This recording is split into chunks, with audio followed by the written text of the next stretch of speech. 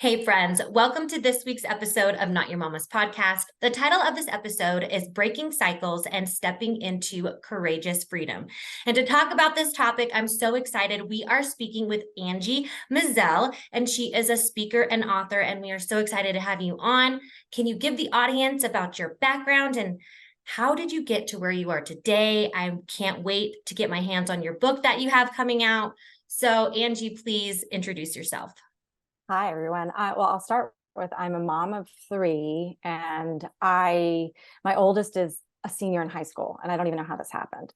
So, but way before I had kids, I was a television journalist. I was a morning anchor, and I was newly married to my college sweetheart who also went to school for journalism, and we were on the same trajectory. We worked together at the same news station in my hometown of Charleston. And I had dreams of going all the way to Los Angeles. I wanted to be the next Nancy O'Dell. At that time, she hosted Access Hollywood, and she had also been a morning anchor in Charleston. So I had been watching her since high school.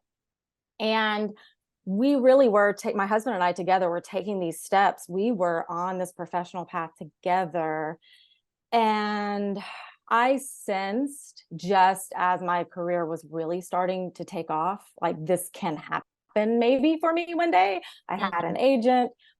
I started to shift a little bit, and I felt like I don't know if I want to keep moving from city to city. We're working in my hometown now. We have a nice life. Well, one thing led to another, and we ended up moving across the country for my husband's job. And then we moved back. And over the course of that, just life transitions, I felt like I had a series of feelings of I'm shifting, I'm changing. I don't necessarily want this, but I couldn't admit it to myself because my identity was so wrapped up in it. Yeah. And I finally just pushed it to, we were back in Charleston, and I took a job that it's like when I was signing the contract, all of my red flags were going off, and I signed it anyway, just because it's like you get a rumbling, like it's something inside of you going, you want to take a different path, but you don't know what to do with that information. And I really just pushed it to a point that my mental health was starting to suffer. And finally, through the series of small like events and conversations and aha moments that I had, I finally realized that I could walk away from that career. And it didn't have to be in the spotlight, or it was really when I left my career in television, it was a breaking free kind of moment. And I really started to look at what was driving me to this success path and why it felt so hard to walk away. And then as I reinvented my life, I originally thought maybe I want to be a life coach. I want to tell people how to break free. And I'm not making fun of being a life coach. I'm making fun of myself. I'm like, I want to inspire people now because I got out of this career. But what I ended up doing was I started a blog and I started writing. And there was something in the writing about my new life as a mom and everything that I was seeing. I realized I was seeing my life through a different lens, having walked away from a career like that. And I was also reinventing my career. But through all of that, I realized I'm a writer. And I felt like I had a story to tell. I was going to say, storyteller. Yes. And so that is really probably what the draw to that profession was the whole time. I love telling stories and public speaking. But the interesting thing about my whole story is now it's a book, but it was in the writing of the book and working backwards from leaving my career that I started to see all of the things from my childhood, messages I had about success, that really just made me, when I started to shift, as I was talking about earlier, I wasn't listening to that. Yeah. And so that is where I am today, that I am a mom. I now have 3 children, and one is a senior in high school. I have been a professional storyteller through my entire career with just different, PR, marketing, that kind of Yeah. thing. But Mhm. this book that has finally come out, and it took me over a decade to write and find a publisher and do all of that. And I really feel like this is my work. It's almost like I looked back on this and it's almost like I lived it Yeah. so that I could tell it. Like, even as I Exactly. was unraveling, I was like, I feel like maybe I'm learning something that's important and I need to share. So Mhm. it's taken a long time. If someone was like, how did you get where you are? I would say, well, if I told you it took 20 years, you might not want to take my path. But I think that is what's so interesting about life. And what I want to encourage people is follow your path, Yeah. and your opportunities and your right timing and where you need to be. I really do believe that things start to flow in that direction when you start to listen to your voice. Yeah, totally. So what would you say to someone who knows that something about their life feels a little off? Mm-hmm. Like, mhm. I would say listen to that Yeah. instead of dismissing it, because sometimes you feel that something is off and you don't know what to do. You don't know, and it starts to feel scary. I really feel like just the awareness that something is off, and continue to do your life and just start paying attention to what you're doing when you feel lighter, Mhm. what you're doing when your energy drains, and be an observer. Um, and start to let yourself imagine maybe the things you're not giving yourself permission to imagine, Mhm. because and I really just feel like that is the first step. And a lot of times because when I look at my younger self, I knew I was having these feelings, but I didn't know what to do about it. And they were scary and I was almost dismissing them. But I feel like maybe I would have told my younger self, these are important feelings. You do not have to blow up your career and your whole life plan today. You just need to keep paying attention and then start looking for signs and clues, and you will get led towards Yeah. a path that is more aligned with who you're becoming, you know? Mhm. It's Yeah. scary making those changes, and, making those first steps are scary. And then you were talking about how you didn't really want to give up that dream that you had as a little girl, being on television and having that center stage. And it's almost like you feel like you're giving up on yourself, but it's not like the right thing to be doing. And you want to shift, and you like feel like, well, the world thought I wanted to be this, but now I've changed my mind. So it's getting over that, like, it's almost like breaking up with like your old identity, and like, Exactly what it's like. yeah. And knowing that, like, this isn't who I really want to be and become. And it's amazing. My mom just sent me like pictures of me when I was a little girl, and I kind of started crying. And it's like, where did she go? It's amazing how life changes so much. And like each decade, like we just become a different person and we grow and evolve. So, and it's amazing how God uses us, because your growing up and your ambitions and your well-being now turned into like this amazing book that's like your lifetime work to be able to share the story. And it's amazing how things always come in full circle and have like a silver lining. So for someone who is listening and is kind of afraid to take the first step to the change, like what was like the first step that you did? How can someone do that today to take action to make that shift to a different reality of what they're thinking of? Well, in my situation, I had pushed it to an extreme where when I finally knew what I needed to do, my next step was I need to resign. Mm-hmm. But I did have the possibility of another job lined up, and it was actually at a gym. I became a personal trainer. So I think that the advice would be practical advice, because I understand that it, in fact, part of the reason I was hesitant to tell my story initially is like, well, I'm not necessarily telling people to quit their job. I mean, people have bills to pay. Yeah. It might come to that, but think about your network, think about people that you know, think about, and that's really even how I was able to transition into working at a gym and working in marketing and PR. I started to think about people that were in my world. Who can I have lunch with? Who can I talk to? Mm-hmm. And that kind of thing. But what for me, I was really at this edge of, I had pushed myself into so much of a crisis that I had to do something. And it was a series of conversations and things, but the things that stand out to me is someone recommended the book, Who Moved My Cheese? And it's a very small business type book, but there's a question, and it is the only question on the page. And it said, what would you do if you weren't afraid? And then I had my answer. I'm like, I will quit. I mean, if I weren't afraid, I would step into this unknown path. Mm-hmm.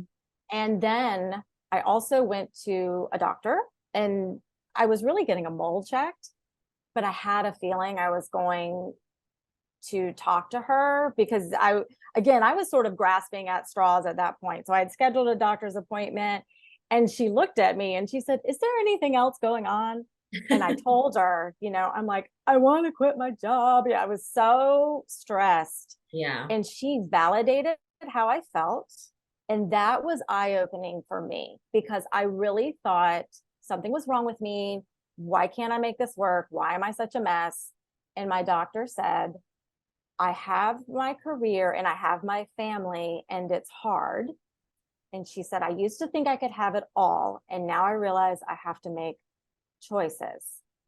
And the interesting thing about that was that it did not make me feel like I have to choose between a domestic kind of life and a career. The way she said it just reminded me that I had a choice, Mm-hmm. that I could look at the kind of life that I wanted. And that's really when I realized that a lot of beliefs were keeping me stuck.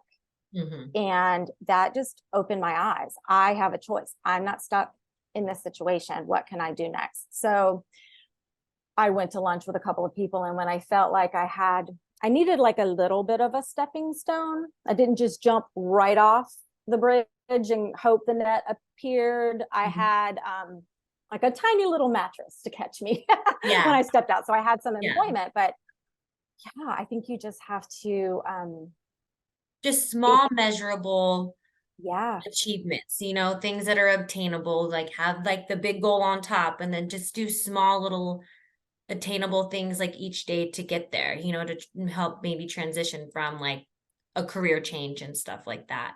And I think that what I noticed for me and will happen for other people is the help showed up, the advice showed up, the opportunities showed up, things started to show up once I put I need to make a change, just that energy out there really started to make a difference. Yeah. So the book, Girl in the Spotlight, is out now for people to purchase. Who would benefit most from purchasing this book?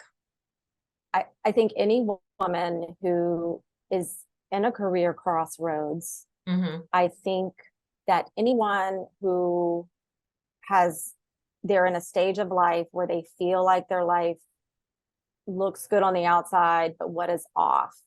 I believe that some people are carrying pain and unprocessed grief from the past. And that is what my book does explore, just things from childhood that had me clinging to success to fill a void. So I feel like it's for any woman or any person who wants to feel free. And it's written like a coming of age story, because I think we can all remember what it was like to be that little girl. And where did she go? And that little girl becomes an adult. And for me to have a coming of age story coming out, even at this stage in my motherhood journey, it still felt very, very significant, because that change that I made on the brink of motherhood, it changed me forever. Like I have not, I parented my children differently. I'm giving them more freedom to figure out who they are. And I Mhm. mean, I'm not a perfect parent. Parenting is, Who that's a is? whole other, I mean, right. I That's a mean, whole no one's other, perfect. right.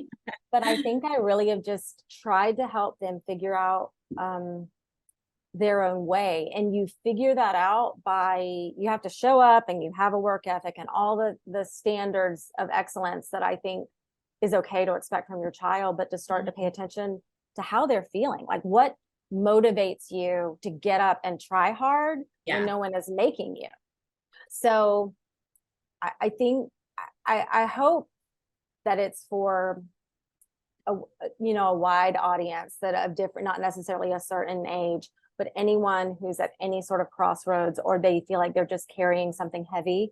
Yeah. And just to understand that freedom it's really right there. I mean, our freedom, we're holding it. We just Mhm. don't Step into our realize, courage.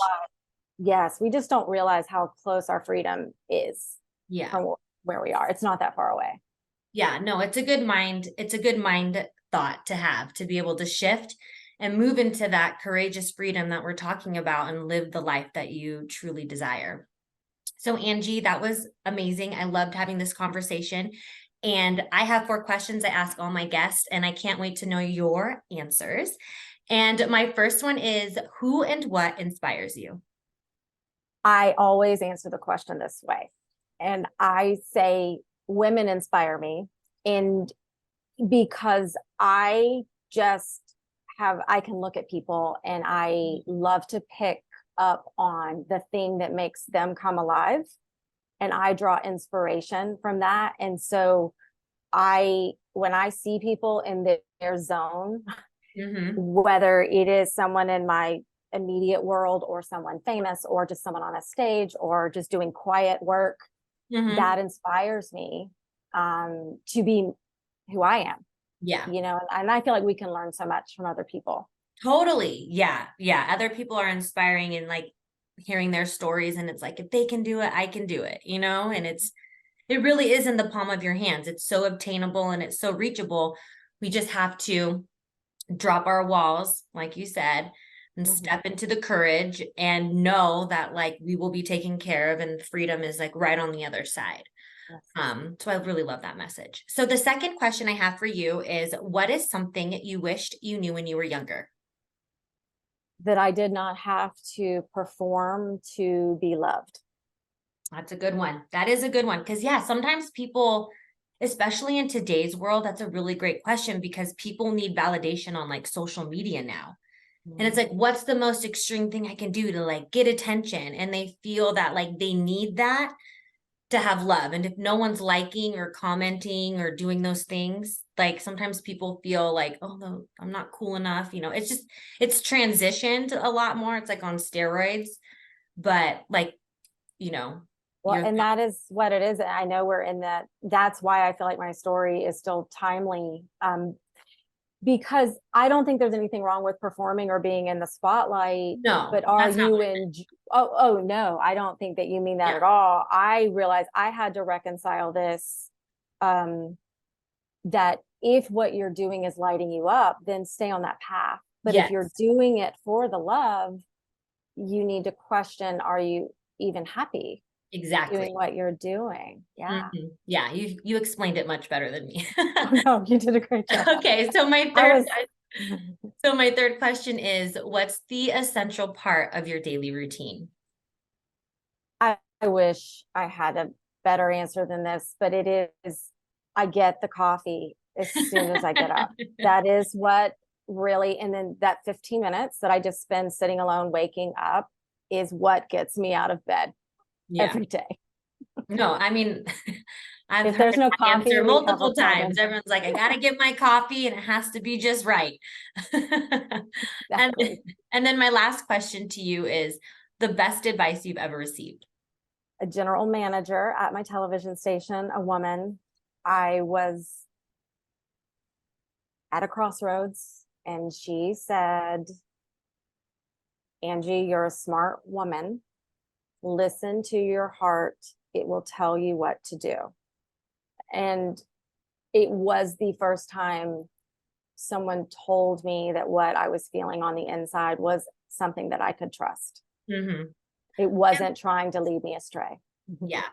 And I think we have a hard time. I mean, I still do this too. I have a hard time trusting myself and like what my gut wants me to do. And then I do the opposite. And I was like, I knew I should have done it like that, you know, and you kind of get like mad at yourself, but it's like a trial and error. And it's so true. We have to get really into trusting ourselves. I think that's what it is too, trusting our inner compass. And I think that a lot of people have lost direction in that because we're so overwhelmed and stimulated that we don't take the time to really listen to ourselves. And then like, are we really trusting what we're saying to ourselves? I don't know. It That's goes so right. deep. I love it. It does. And it really is. You said trial and error, and that is exactly what it is. Mm-hmm. That's sort of how you have to kind of just try and look back and go, okay, you don't get it right every time. Yes. Well, Angie, thank you so much for coming on this week's episode of Not Your Mama's podcast. All of her links are down below in the show notes. Don't be shy. Go say hi. If you're wanting to step into courageous freedom, don't forget to get your hands on her book, Girl in the Spotlight, and I will see you in the next one. Thanks, guys.